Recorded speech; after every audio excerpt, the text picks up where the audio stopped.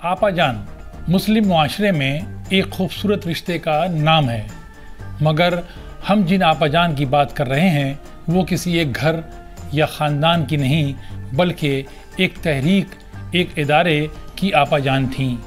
सोने पे सुहागा ये आपा जान मुसलमान नहीं बल्कि यहूदी थी, जबकि ये इदारा कोई यहूदी फलाही मरकज़ नहीं बल्कि मुसलमानों का तालीमी चमन जामे मिलिया इस्लामिया था।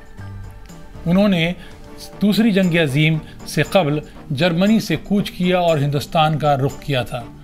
जामे मिलिया का हिस्सा बनी, लेकिन हिंदुस्तान चूँकि इस जंग में जर्मनी का हरीफ था, इसलिए ब्रितानवी हुकूमत ने उन्हें जासूस होने के शक में सलाखों के पीछे डाल दिया था। मगर ये आपा जान थीं जिन्होंने जेल से बाहर आने के बाद मरते दम तक जामे मिलिया इस्लामिया की खिदमत की।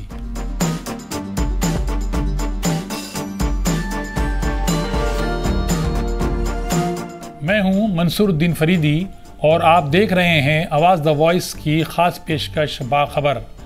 हम बात कर रहे हैं जर्मनी की यहूदी खातून गिल्डा फिलिप्स-बोर्न की, जो जर्मनी में नाजियों की उरूज के सबब हिंदुस्तान आई थीं। जामे मिलिया इस्लामिया से कुछ इस तरह जुड़ गई थीं कि जिस्म और रूह का रिश्ता बन गया था। उन्हें जामे मिलिया की खातून अव्वल कहा गया। फिलिप्स-बोर्न के बारे में जामे मिलिया इस्लामिया पर पुरानी तारीख़ी किताबों में ज़िक्र मौजूद है, लेकिन एक यहूदी खातून की जामे मिलिया इस्लामिया से मोहब्बत और ख़िदमत के बारे में सबसे बेहतरीन ख़िराज अक़ीदत मुमताज़ अदीबा मरहुमा सुग़रा मेहदी ने एक किताब बच्चों की आपा जान की शक्ल में पेश किया है। सुग़रा मेहदी अब इस दुनिया में नहीं, वो जामे मिलिया इस्लामिया की शोबा उर्दू की सरबराह रही थीं। उनका इंतकाल मार्च 2014 को हुआ था। ये किताब उन्होंने जामे मिलिया के 75 साल पूरे होने पर लिखी थी, जिसका मकसद ऐसी शख्सियात को याद करना था जिन्हें तारीख़ के पन्नों में याद नहीं किया जा रहा है। पहले आपको बताते हैं कि कहानी की शुरुआत कहाँ से हुई। दरअसल फिलिप्स-बोर्न जर्मनी में रहने वाली यहूदी नस्ल की तालीम याफ्ता खातून थीं। ख़ानदान दौलतमंद था और इंसानों व इंसानियत के बारे में बड़ी सोच रखता था। बर्लिन में उनकी मुलाकात हिंदुस्तान के डॉक्टर ज़ाकिर हुसैन, सैयद आबिद हुसैन और मोहम्मद मुजीब के साथ हुई, जो कि आला तालीम के लिए जर्मनी गए हुए थे। इनकी दोस्ती ने फिलिप्स-बोर्न को बहुत मुतासिर किया, क्योंकि वो तीनों जामे मिलिया के मिशन पे जुटे हुए थे। उस वक्त ही उन्होंने ज़ाकिर हुसैन से कहा था कि आप लोगों से हिंदुस्तान में मुलाकात होगी, जिसे सब ने मजाक ही समझा था। अब बात करते हैं फिलिप्स-बोर्न की जर्मनी से रुखसती या फ़रार की। दूसरी जंग अज़ीम से कबल जर्मनी के हालात तेज़ी के साथ बदल रहे थे। फिलिप्स-बोर्न भी देख रही थीं कि जर्मनी पर नाज़ीज़म का उरूज होने वाला था। उनका सियासी शऊर बहुत पुख्ता था। उन्होंने अचानक अपने दोस्तों के पास हिंदुस्तान जाने का फ़ैसला किया। डॉक्टर ज़ाकिर हुसैन को टेलीग्राम किया, जिसके बाद मुंबई पहुंच गईं। 1 जनवरी 1933 के दिन वो जामे मिलिया में पहुंची। इस दौरान दोस्तों और करीबी रिश्तेदारों के खतूत से अंदाज़ा हो गया था कि उनका जर्मनी छोड़ने का फ़ैसला किस कदर दुरुस्त था। फिलिप्स-बोर्न की जामे मिलिया आमद और उनकी खिदमात पर सुग़रा मेहदी लिखती हैं, जब फिलिप्स-बोर्न ने जामे मिलिया में कदम रखा तो पहले ही ये खबर फैल चुकी थी कि एक मेम साहब की आमद है। वो दिसंबर 1932 में जामे मिलिया पहुंची और जनवरी 1933 में अपना काम संभाल लिया। उन्हें नर्सरी किंडरगार्टन का इंचार्ज बनाया गया था। किसी को नहीं मालूम था कि आने वाले दिनों और तारीख़ के पन्नों में उन्हें एक दिन आपा जान के तौर पर जाना जाएगा। जामिया सिर्फ एक तालीमी इदारा नहीं था, बल्कि यहाँ काम करने वाले लोग एक ख़ानदान की तरह रहते थे।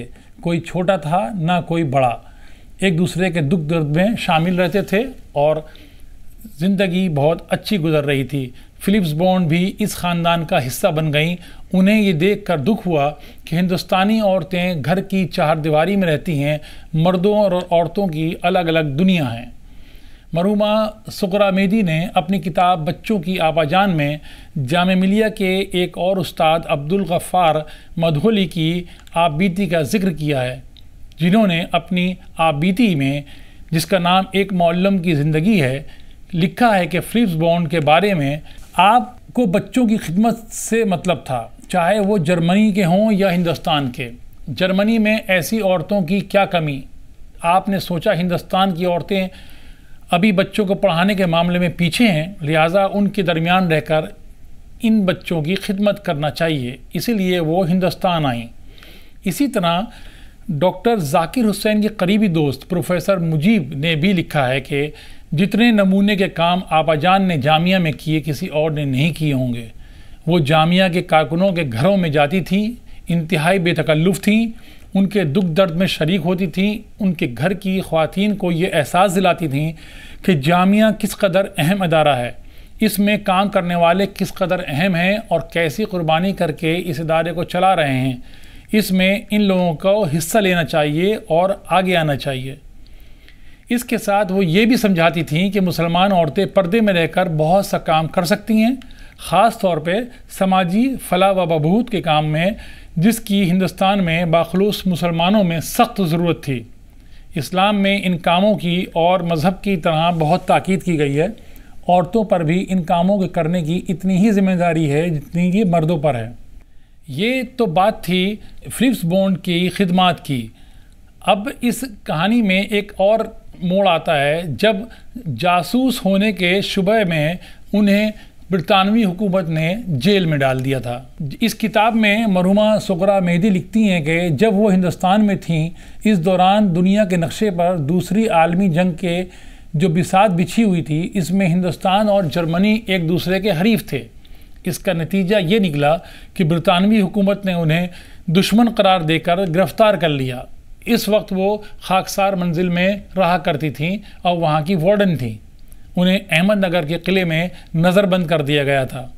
جامعہ میں کام کرنے والوں کے لیے یہ انتہائی دکھ کی بات تھی۔ وہ لوگ ہندوستان کی جدوجہد آزادی میں جڑے ہوئے تھے، انہیں قلعہ احمد نگر کی سختیوں کا اچھی طرح سے اندازہ تھا۔ اعلیٰ سطح کے کچھ لوگوں نے اپنا اثر و رسوخ دکھا کے وہاں جا کر فلپس بونڈ سے ملاقات کی، جامعہ کے اساتذہ اور آپا جان پر جان چھڑکنے والے شاگردوں کی بنائے ہوئے تحائف بھی انہیں پہنچائے۔ یہ جامعہ ملیہ کی برادری کی ایک یہودی خاتون سے لگاؤ کی کہانی ہے اور اس کا ثبوت۔ اب بات کرتے ہیں ان کی خدمت اور جذبے کی۔ احمد نگر قلعے سے رہائی کے بعد جامعہ ملیہ میں جشن منایا گیا، جبکہ آپا جان دوبارہ اپنے مشن میں جڑ گئیں۔ خاکسار منزل میں رونق آ گئی تھی۔ وہ جامعہ ملیہ کی سرگرمیوں میں بڑھ چڑھ کر حصہ لیتی تھیں۔ جب تک وہ صحت مند رہیں، بھاگ دوڑ کرتی رہیں، لیکن جب کینسر نے جکڑا تو پھر کمزور پڑیں، لیکن بستر سے بھی وہ اسکول کا کام کرتی تھیں۔ اگر بات کریں گریڈا فلپس بونڈ کی زندگی کے آخری لمحات کی، دراصل ڈاکٹر ذاکر حسین ان کے بغیر جامعہ ملیہ کے لیے وعدہ شدہ گرانٹ لینے کے لیے جانا نہیں چاہتے تھے، مگر خراب صحت کے سبب انہوں نے ڈاکٹر ذاکر حسین کو تنہا بھیجا، جبکہ خود بستر مرگ پر جامعہ ملیہ کے بارے میں اچھی خبر کا انتظار کرتی رہیں، اور اچھی خبر آئی بھی۔ وہ شدید درد کے عالم میں سکون سے مسکرا دیں، جو ان کی آخری مسکراہٹ تھی۔ اپریل 1943 کو ان کا انتقال ہوا تو جامعہ کی تعلیمی بستی سوگ میں ڈوب گئی تھی۔ ان کی خواہش کا احترام کرتے ہوئے جامعہ ملیہ کے قبرستان میں انہیں آخری آرام گاہ دی گئی، جہاں آج بھی ان کی قبر اور جامعہ ملیہ کے ایک گرلز ہاسٹل، جی پی ہاسٹل اور جی پی ڈے کیئر سینٹر انوکھی محبت اور رشتے کی کہانی بیان کر رہے ہیں۔ آخری بات کرتے ہیں جامعہ ملیہ اسلامیہ سے ایک یہودی خاتون کی محبت کی کہانی کو سغرا مہدی نے 75 سال مکمل ہونے پر پیش کیا تھا۔ اس کتاب میں آپا جان کا ایک پیغام کسی سبق سے کم نہیں ہے۔ بقول آپا جان، ہم لوگ اگر کسی کی خدمت کرتے ہیں تو یہ دیکھتے ہیں کہ وہ ہمارے مذہب کا اور ہماری قوم کا ہو، ہمارا ہم وطن ہو، جبکہ خدمت خلق میں کسی قسم کی شرط نہیں ہونی چاہیے، چونکہ خدمت خلق کا راستہ ہی وہ راستہ ہے جو انسان کو خدا تک پہنچاتا ہے۔